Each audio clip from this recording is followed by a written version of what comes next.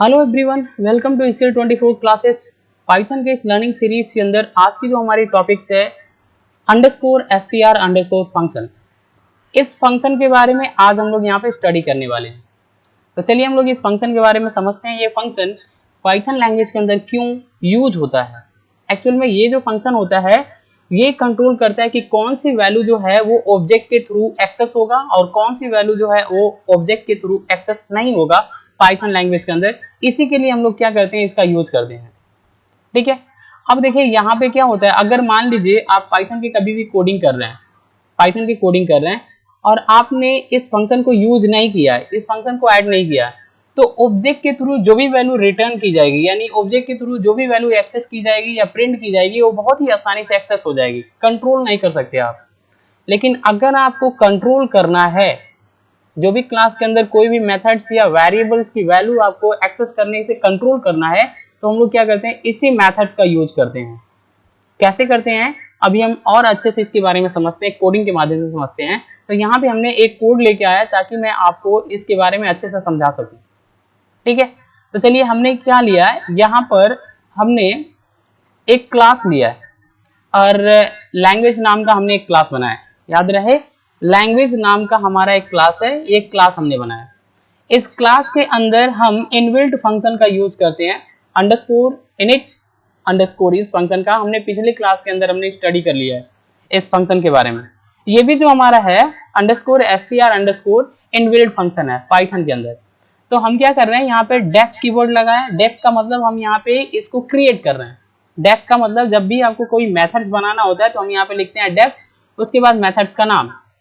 तो हमने यहाँ पर _init_ ये इनबिल्ट फंक्शन होता है, मेथड्स होता है जो पाइथन लैंग्वेज को होता है, तो इसको हमने यहाँ पे बनाया।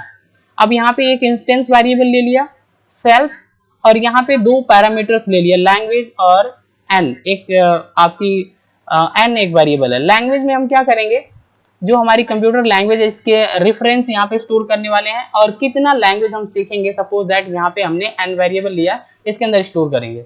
तो याद रहे हमने क्या किया है, एक क्लास बनाया है, क्लास के अंदर डेफ कीवर्ड की मदद से हमने एक इनबिल्ट मेथड बनाया _init_, और इसके अंदर इंस्टेंस वेरिएबल। और ये इंस्टेंस वेरिएबल क्यों बनाई जाती है, क्योंकि इसके अंदर जब हम वैल्यू पास करते हैं तो इसके अंदर रेफरेंस आती है। रेफरेंस का मतलब एड्रेस, और इसी वेरिएबल के अंदर उस एड्रेस पर जो भी वैल्यू है इसको रखने के लिए इस इंस्टेंस वेरिएबल का यूज किया जाता है। क्लियर, तो ये हमने यहाँ पे बना लिया। अब देखिए ये कैसे रखा जाता है, नीचे आते हैं तो लिखते हैं self.lang ये, और इक्वल करके लैंग, यानी इसके अंदर जो भी रेफरेंस आया है, जो भी इसके अंदर एड्रेस आया है, उस एड्रेस पे कुछ वैल्यू होती है, वैल्यू, उस वैल्यू को self.lang ये जो हमारी आपकी ऑपरेटर्स जो होती है इसकी मदद से और इस इंस्टेंस वेरिएबल की मदद से हम लोग क्या करते हैं, इसकी वैल्यू को इसी के अंदर स्टोर कर पाते हैं। तो जैसे lang = lang किया, lang के अंदर की जो वैल्यू होगी वो यहाँ पे चली जाएगी इसी के अंदर। अब यहाँ पे जो रेफरेंस आएगी उसमें उसी की वैल्यू स्टोर करने के लिए लिखते हैं self.n = n। n के अंदर जो भी एड्रेस है वो यहाँ पे वैल्यू बन के चली जाएगी। समझ में आया? इतने के लिए हम लोग क्या करते हैं, यहाँ पे एक इंस्टेंस वेरिएबल बनाते हैं। क्लियर, अगर आपने इंस्टेंस वेरिएबल नहीं बनाया तो यहाँ पे आपको एक्सेस करने में इसकी जो वैल्यू होगी, इस पैरामीटर की जो वैल्यू आएगी, यहाँ पे जो वैल्यू आएगी वो रेफरेंस आएगी और इसको एक्सेस करने में प्रॉब्लम हो जाएगा। इसलिए हम लोग यहाँ पे इंस्टेंस वेरिएबल बनाते हैं और डॉट ऑपरेटर की मदद से वैल्यू को यहाँ पे स्टोर कर लेते हैं। अब देखिए यहाँ पे दो वैल्यू आएगी। अब इन दोनों वैल्यू को अगर आपको कंट्रोल करना है कि इन दोनों में से कौन सी वैल्यू जो है वो ऑब्जेक्ट एक्सेस करेगा, ऑब्जेक्ट कौन सी वैल्यू है जो एक्सेस करेगा, उसी को कंट्रोल करने के लिए ये जो हमारी मेथड्स है ये लगाई जाती है। तो हम लोग क्या करते हैं, यहाँ पे कंट्रोल करना है तो हम यहाँ पे बनाएंगे, इसको लिखेंगे डेफ _str_ ये फंक्शन हम यहाँ पे बनाएंगे, क्योंकि हमको इन दोनों में से कौन सा है जो ऑब्जेक्ट एक्सेस करेगा इसको कंट्रोल करना है, इसलिए हमने यहाँ पे बना दिया। इसके जस्ट नीचे बनाना है और यहाँ पे एक इंस्टेंस वेरिएबल बना लिया, इसी की मदद से हम कंट्रोल करते हैं। तो इंस्टेंस वेरिएबल इसकी मेथड्स के अंदर ऐसे बनाते हैं, और यहाँ पे कॉलन का साइन। तो हम यहाँ पे क्या कर रहे हैं, एक मेथड्स को डिक्लेयर किया। अब यहाँ पे कंट्रोल करने के लिए हम लिखते हैं यहाँ पे रिटर्न लिखते हैं, रिटर्न का कीवर्ड यूज करते हैं। रिटर्न ये हमारा जो है ये हमने पिछले क्लास के अंदर स्टडी किया था, मैं आपको एक बार और बता देता हूँ। ये हमारी एफ स्ट्रिंग है, ये जो है एफ डबल कोटेशन, ये हमारी एफ स्ट्रिंग होती है। इसकी मदद से हमको कौन से स्ट्रिंग, अगर आपको कोई नया स्ट्रिंग जोड़ना है, एक स्ट्रिंग है उसमें कोई नया स्ट्रिंग जोड़ना है, जैसे मान लीजिए हमने क्या किया, डबल कोटेशन के अंदर अभिषेक, सपोज दैट हमने लिख लिया। अगर हमको क्या करना है, यहाँ पर ये आपकी कर्ली ब्रैकेट नहीं है, क्लियर, ये हमारी एक स्ट्रिंग है। इस स्ट्रिंग के अंदर आपको यहाँ पे छूट गया आपका, लेकिन यहाँ पे आप कुछ और जोड़ना चाहते हैं तो यहाँ पे कर्ली ब्रैकेट के साथ यहाँ पे जो भी आप कुछ लिखना चाहते हैं, जोड़ना चाहते हैं, आप यहाँ पे जोड़ सकते हैं। समझ में आया? तो ये तो प्रिंट होगा, इसके साथ में ये भी ऐड होके आ जाएगा। तो एफ स्ट्रिंग का हम यूज करते हैं जब हम रिटर्न यहाँ पे कीवर्ड्स लगाते हैं, तो जस्ट इसके बाद लिखते हैं एफ स्ट्रिंग। एफ स्ट्रिंग कैसे लिखते हैं, एफ डबल कोटेशन, और इसका सिंटैक्स होता है कि कर्ली ब्रैकेट के अंदर यहाँ पे आपको डिफाइन करना होता है। तो हम यहाँ पे कर्ली ब्रैकेट के अंदर सेल्फ डॉट लैंग ये दे दिया, तो इस मेथड्स के अंदर है सेल्फ डॉट लैंग का मतलब लैंग के अंदर जो भी वैल्यू आएगा उसको एक्सेस करना है, तो ये हमारा कंट्रोल करके रखेगा। समझ में आ रहा है? तो यहाँ पे अगर हम रिटर्न देते हैं सेल्फ डॉट लैंग, और फिर हमने क्या दिया यहाँ पर एक और यहाँ पे कर्ली ब्रैकेट आपकी, सही है, हो गया, ये आपको दे देना है।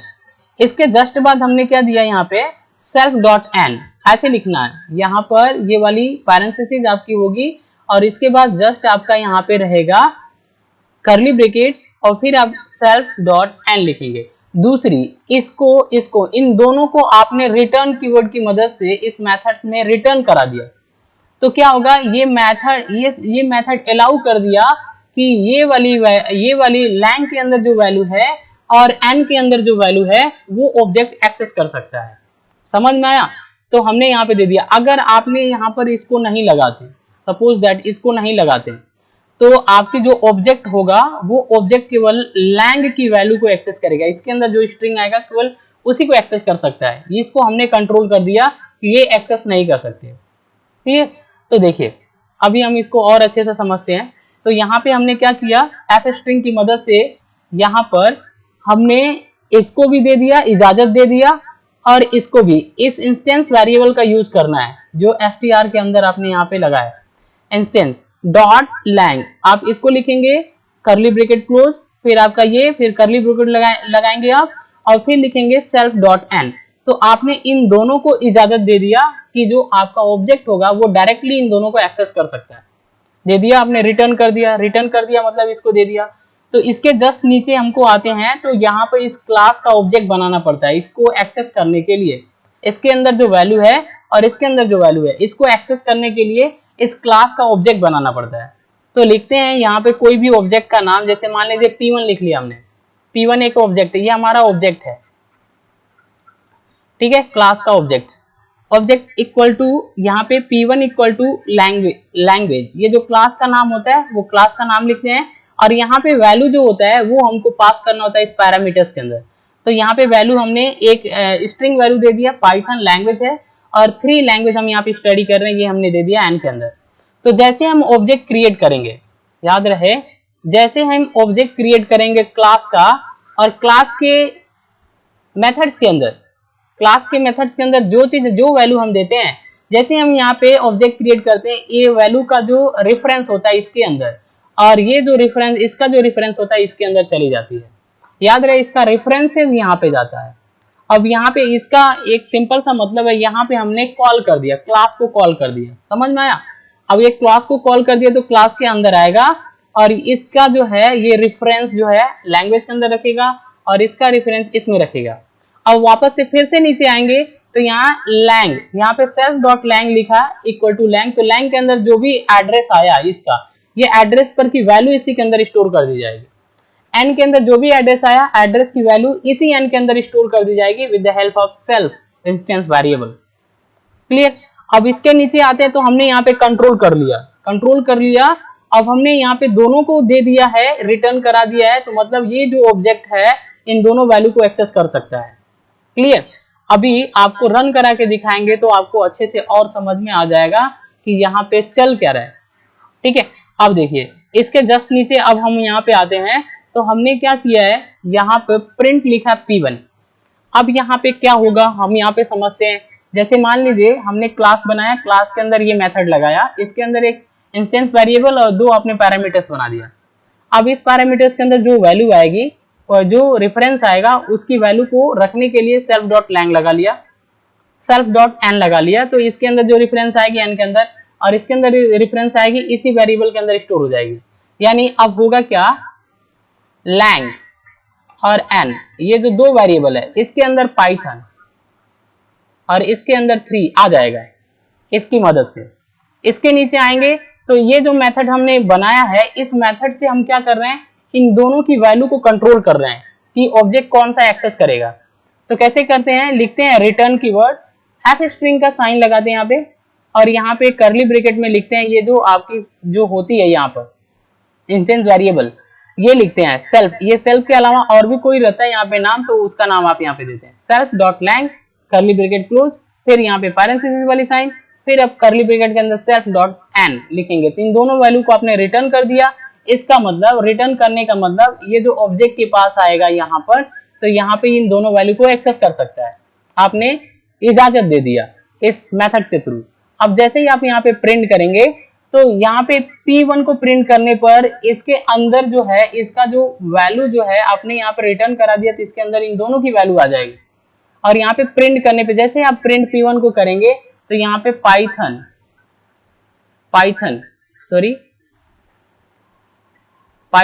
और 3 ये दोनों आंसर आपका डिस्प्ले होगा। ठीक है, अभी मैं आपको इसको रन करा के दिखा रहा हूं। तो क्या करते हैं हम यहाँ से इसको पाइथन के अंदर टाइप करना होता है, लेके चल रहे हैं पाइथन के अंदर, पाइथन ओपन करना है जस्ट, क्लियर। पाइथन ओपन करने के बाद आपको यहाँ पे फाइल पे क्लिक करना है, न्यू फाइल ले लेना है। यहाँ पे ये जो कोड है आपका इस तरीके से टाइप कर लेना है। ठीक है, अभी आपको इसको क्या करना है, रन कराना है, सेव पे क्लिक करना है। यहाँ पे आपको पहले सेव करना है, तो मान लीजिए हमने डबल एफ दे दिया डॉट या str दे दिया डॉट py लगाना है। यहाँ से ऑल फाइल आपको सेलेक्ट करना है, डेस्कटॉप पे क्लिक करके सेव कर देना है। अभी देखिए इसको रन कराते हैं, रन कराया, देखिए यहाँ पे पाइथन और 3 ये दोनों आपकी जो है यहाँ पे वैल्यू जो है वो डिस्प्ले हो गई। क्लियर, क्यों हो गई, क्योंकि आपने यहाँ पर ये जो आपका है _str मेथड, इसका जो आपने यूज किया था एफ स्ट्रिंग, जब आपने रिटर्न किया तो यहाँ पे सेल्फ डॉट लैंग और सेल्फ डॉट एन दोनों को रिटर्न कर दिया। तो जब आपने दोनों को रिटर्न कर दिया मतलब इजाजत दे दिया कि P1 दोनों को एक्सेस कर सकता है। अगर आप यहाँ से हटा देते हैं, सपोज दैट हम क्या करते हैं यहाँ पे इसको हटा देते हैं, इसको हमने हटा दिया, यानी अब हमने क्या किया कि n की वैल्यू को कंट्रोल कर लिया कि ये ऑब्जेक्ट एक्सेस नहीं कर सकता। अब यहाँ पे हमने केवल इसको रिटर्न कराया इस मेथड के थ्रू, तो मतलब केवल इसके अंदर जो वैल्यू आएगी वही प्रिंट होगा। एक बार हम इसको रन करा के आपको दिखा रहे हैं। अब देखिए, अब आप इसको जैसे ही रन कराएंगे तो सेकेंड टाइम में केवल पाइथन आया, 3 नहीं आया। समझ में आया? एक बार कट करके रन करा के यहाँ पे दिखा रहा हूं मैं, देखिए केवल पाइथन आया। क्या आया? केवल आपका पाइथन आया। क्यों आया? क्योंकि आपने _str_ फंक्शन की मदद से आप इन दोनों वैल्यू को क्या कर सकते हैं, कंट्रोल कर सकते हैं। लेकिन ये तो कंट्रोल कर लिया, इन दोनों वैल्यू को कंट्रोल कर लिया, डायरेक्टली एक्सेस नहीं करने देगा ऑब्जेक्ट के थ्रू। लेकिन आप चाहें ऑब्जेक्ट के थ्रू इसको एक्सेस कर सकते हैं, लेकिन डॉट ऑपरेटर का यूज करना पड़ेगा। तो इसके लिए हमको क्या करना पड़ेगा, यहां पर इसको कॉपी कर लीजिए, इसको कॉपी कर लीजिए, इसके जस्ट नीचे आते हैं। डॉट ऑपरेटर की मदद से अगर आप n की वैल्यू को एक्सेस करना चाहते हैं तो एक्सेस कर सकते हैं। जैसे डॉट ऑपरेटर की मदद से कैसे करते हैं, ये जो कंट्रोल करके रखा है, ये जो है ये हमारा कंट्रोल करके रखा है n की वैल्यू को, लेकिन इसको डायरेक्टली एक्सेस करना है अगर, तो हम क्या करेंगे, p1 डॉट n लगाएंगे। इस डॉट ऑपरेटर, ये ऑब्जेक्ट है क्योंकि ये क्लास का ऑब्जेक्ट है, और क्लास के अंदर जो भी आपकी मेथड या वैल्यू होता है वो ऑब्जेक्ट जो होता है एक्सेस कर सकता है। लेकिन इसको हमने इसलिए लगाया था ताकि हम इसको कंट्रोल कर सकें। लेकिन डॉट ऑपरेटर की मदद से जिसको हमने कंट्रोल किया है, इस मेथड से कंट्रोल किया है n को, फिर भी हम इसको एक्सेस कर सकते हैं डॉट ऑपरेटर की मदद से। अगर आप ऐसे करते हैं तो एक्सेस कर सकते हैं। अभी हम इसको सेव करा के रन करा के दिखा रहे हैं। अब देखिए यहाँ पे आ गया पाइथन एंड 3 आ गया, क्योंकि डॉट ऑपरेटर की मदद से हमने इसको एक्सेस डायरेक्टली कर लिया। क्लियर? तो इस तरीके से अंडरस्कोर str अंडरस्कोर जो फंक्शन होता है, इसकी मदद से हम लोग क्या कर सकते हैं, इसके अंदर जो क्लास के अंदर जो आपकी वैल्यूज होती है, वेरिएबल्स के अंदर जो वैल्यू होती है, मेथड्स होती है, उसको कंट्रोल कर सकते हैं। बेसिकली इसीलिए बनाया जाता है। ओके, आज के लिए बस इतना ही। Thanks for watching. ये वीडियो इन्फॉर्मेटिव लग रही है तो चैनल को सब्सक्राइब करिए, क्योंकि सब्सक्राइबर बहुत जरूरी है, और शेयर भी करना है। Thanks for watching.